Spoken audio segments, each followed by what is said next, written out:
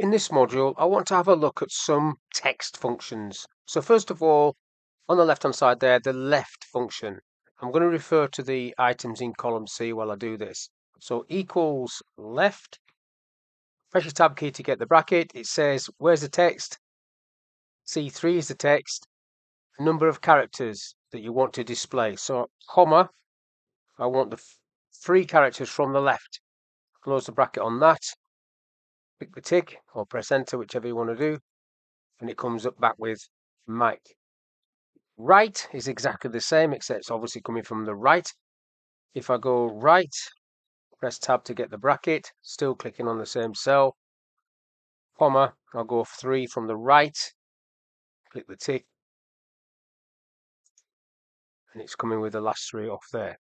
Now mid, you can pick letters from the middle of a text string, equals mid, clicking on that. Start number, I'm going to go for 3. Number of characters, I'm going to go for 3. And then close the bracket, click the tick. So see what that comes back with. CRO, third character in and 3 characters. Now the text function allows you to format numbers to text. So this at the moment isn't a number, but if I format that as general, so it is a number, and then if I go equals text, so I'm clicking on that, comma.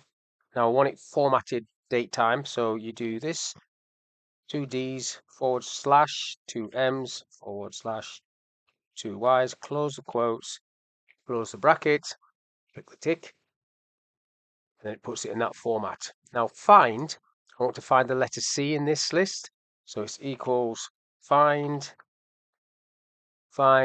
text, so I want the letter C. Now the find function is case sensitive, so I'll go for that, comma, within text, comma, start number 1, close the bracket, click the tick, and it tells me it's in the 3rd place. Now search is not case sensitive, but it will find the same letter, but I'll put a capital C, equals search, press tab, find text, so I'm putting a capital C, even though it doesn't exist, comma, within text, can't click on it, but it's C8, comma, starting at the 1st position, closing the bracket, clicking the tick, 3, it's in the 3rd position. And then the len function is just how many characters there are in a text string. So len, and then you're clicking on that, closing the bracket, and then click the tick. It tells me there are 16 characters in that text string. So that's just a quick look at some of the text functions.